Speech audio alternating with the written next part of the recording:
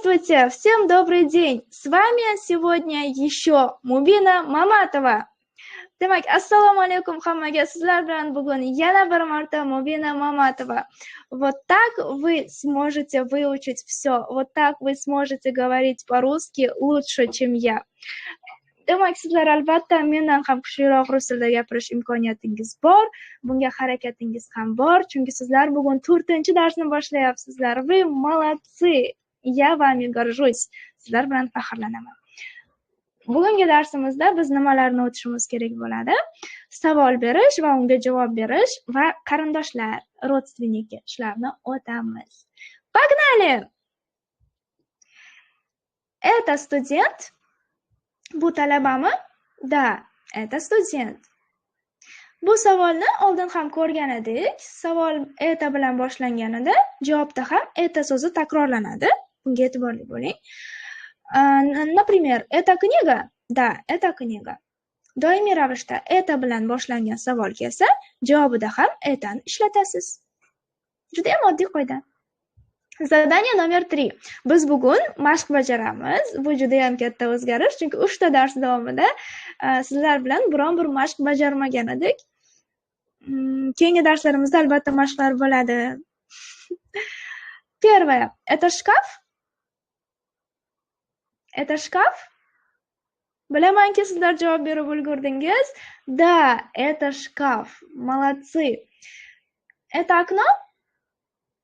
Это окно? Вот так. Вы прям super, все. Hammasini o'zingiz ham qila oladigan darajada ekansiz. Men bunga ishonaman, chunki da, virgul, eta deb turib, etadan keyingi so'zni takrorlab qo'yasiz. Bo'ldi.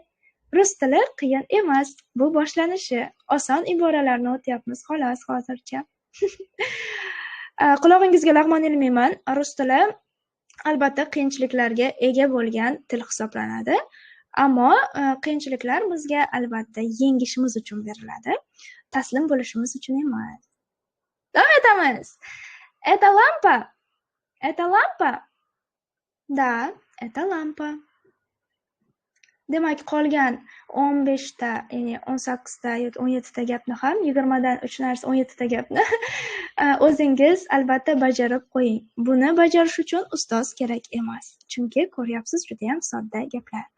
Мы продолжаем. Davom etamiz. Это книга? Нет, это не книга, это тетрадь. Bu yerda inkor ma'nosida javob berishni o'rganyapmiz sizlar bilan. Ya'ni sizdan mana shu kitobmi, bu kitobmi deb so'rashyapti. Siz inkor ma'nosida javob beryapsiz. Нет. Lekin нет deganingizda ham savoldagi eta so'zi javobda takrorlanyapti. To'g'rimi? Нет, это не книга. Yo'q, bu kitob emas. Oldingi darslarimizda aytib o'tgan edim, ya'ni emas degan so'zimiz rus tilida predmetdan oldin keladi deb. O'zbek tilida kitob emas desiz, rus tilida не книга desiz. Ya'ni knigadan oldin не qo'shimchasi kelishi kerak. Нет, это не книга. Это тетрадь. Задание номер 4. Ответьте на вопросы по образцу. Это школа? Qaysi universitet ekan? Нет, это не школа. Yo'q, bu maktab emas. Это университет.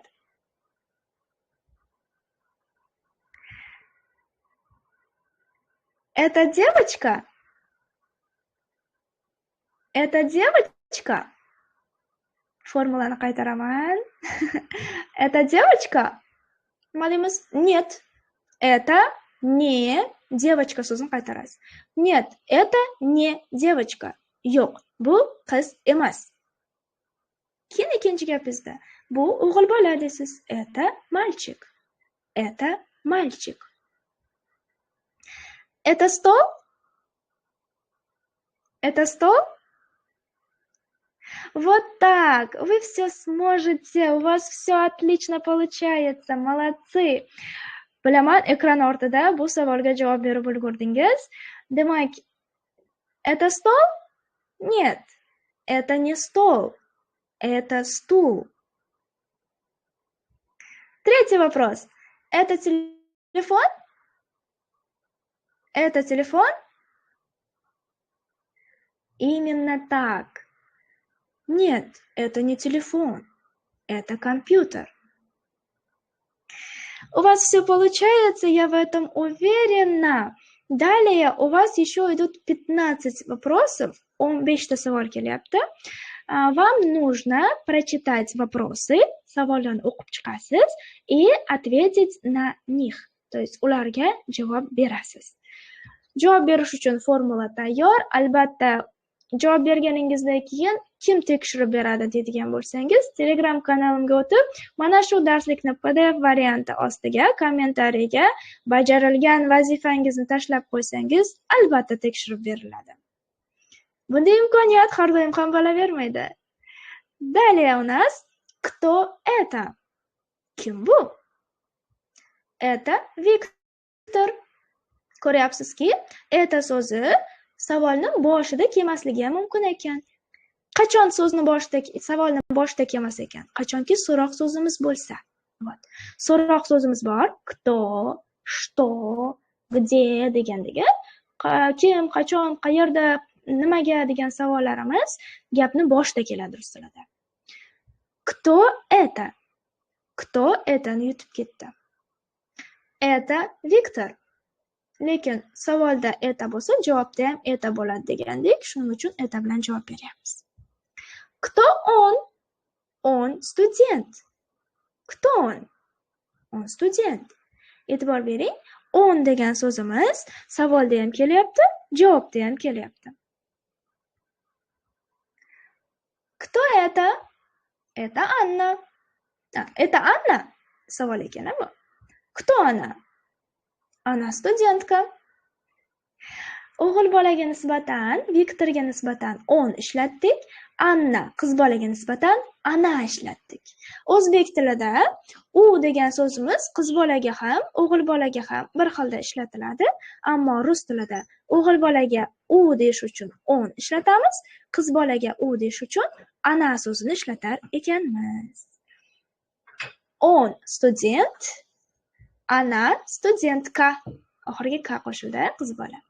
Задание номер 5. Составьте диалоги. Dialog tuzing deyapti. Mana shu tepada ko'rsatilgan obrazetsga qarab, namunaga qarab. Олег директор.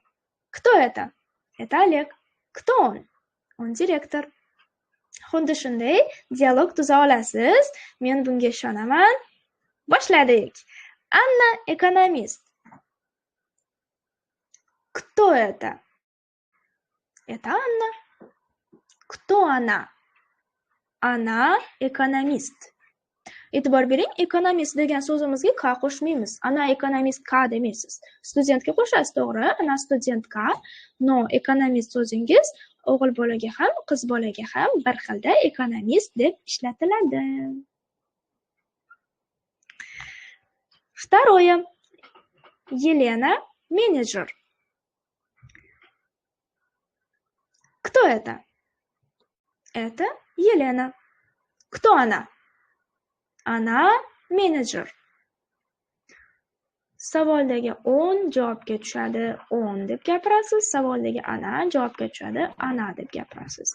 Поэтому juda ham oddiy, sodda tuyulishi mumkin bu dars sizlar uchun. Ammo bu bazaviy gap tuzish strukturalari hisoblanadi. Juda ham ko'pchilik mana shu oddiy qoidalarda ham xato qiladi. Keyin ertaga murakkab gaplar tuza olmay yurasiz. Chunki murakkab gaplarni tuzish uchun aynan shunday sodda gaplarni yaxshi bilish kerak. Davom etamiz. Третье предложение. Борис инженер. Кто это? Это Борис. Кто он? Он инженер. Вот так. У вас получается все классно. Я в этом уверена. Demak, sizda hammasi zo'r bo'layotganiga ishonaman. Qandaydir savollar paydo bo'layotgan bo'lsa, albatta kommentariyada yozib qoldiring. Javob beriladi. Qolgan gaplarni esa sizlarga uyga vazifa qilib qoldiraman. Следующее у нас oila a'zolarini ham bugun o'tamiz degan edi, to'g'rimi? Вот, семья so'zi. Семья. Семья so'zi kelib chiqishiga e'tibor bersangiz, keling, семья degan so'zimiz bugun слово dня bo'lsin, слово урока deylik. Bu darsimizning alohida so'zi семья kelib chiqishini ko'ramiz. Семья от слова семья. 7 ya men. Ya'ni mening 7 avlodim. Bunday ma'noni juda ham ko'pchilik bilmasa kerak. Ammo shunday ma'noni berishi turgan gap. O'zbek tilida ham aslini olganimizda tarixdan 7 avlodini bilish kerak deyishardi. Hozirga kelib to'g'ri bobo buvilarimizni bilsak ham katta gap bo'lib qoldi. Lekin qadriyatlarimiz, ya'ni mana shu so'zlar kelib chiqishi tarixiga qadalganida aslida mana shu 7 avlodga daxldor ekan. Семья so'zi. Davom etamiz. Demak, семья so'zimizda ham, ya'ni oila a'zolarimizni ichida ham 10 ana, ya'ni ayol va erkak jinslarga bo'linadigan shaxslar bo'ladi. Bu tabiiy, соответственно, поэтому будем изучать новые слова. Дедушка, дедушка, bobo. Бабушка, бабушка, buvi. Отец. Otец demaymiz, e'tibor bering. Отец. Papa. Ota. Mать. Mать. Ona. Mama. Oyi deb tarjima qilsak ham bo'ladi. Mush. J harfi so'zning oxirida keldi. Qoidani eslab olamiz bitta. J ni nima deymiz so'zning oxirida? Вот так. Вы все помните. Hammasini eslaysiz. Mush sh harfi keladi. Ya'ni tovushi sh ga almashadi. Mush. Жена. Жена. Ayol. Rafiqa. O'rtada родители so'zi kelyapti. Родители. Родители. Ota-ona. Umumiy olganda ota-ona degan so'zimiz chiziqcha bilan yoziladi. Rus tilida родители deb tarjima qilinadi. Va родители degan so'zingiz ikki kishi bo'lgani uchun они so'zini olyapti. Они degani ular. Мальчик. Мальчик. O'g'il bola. Ребенок. Ребенок. Bola. Сын. Сын. O'g'il farzand. Brat. Brat. T qattig'i. Aka. Внук. Внук. Nabira. Дочь. Дочь. Qiz farzand. Sestra. Sestra. E'tibor bering, sestra demadim. Sestra. I bo'lib ketyapti. Sestra. Opa, singil ma'nosini beradi. Внучка. Внучка. Nabira, qiz nabira. Девочка. Qiz. Ребенок. Bola. Demak, rебенок degan so'zimiz qiz bolaga ham, o'g'il bolaga ham ishlatilar ekan. Ammo nabira degan so'zimiz внук o'g'il bolaga, внучка qiz bolaga. Дальше. Человек и человек. Ya'ni odam va odam. Odamga odamni qo'shsak, odamlar bo'ladi, to'g'rimi? Odamlar degan so'zimiz rus tilida люди. Люди. Мужчина и женщина. Мужчина so'ziga ham e'tibor bering, mujchina deb o'qimaymiz. Мужчина, мужчина she bo'lib ketadi. Женщина, женщина. Люди. Erkak va ayol, odamlar, люди. Далее у нас идет задание номер 6. Прочитайте предложение. Поставьте вместо точек нужные слова по образцу. Gaplarni o'qing. Поставьте qo'ying вместо o'rniga, точек, nuqtalar o'rniga kerakli so'zlarni, нужные слова. По образцу namunaga qarab. Образец, namuna. Дочь и это сестра и брат. Qiz farzand va kimdir ekanda?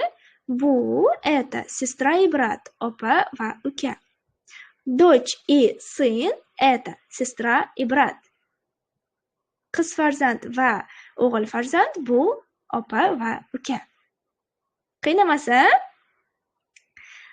Погнали! Первое предложение. Мама и папа – это муж и...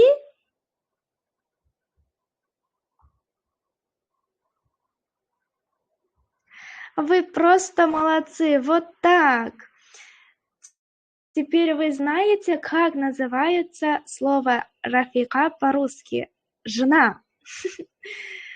Дедушка и...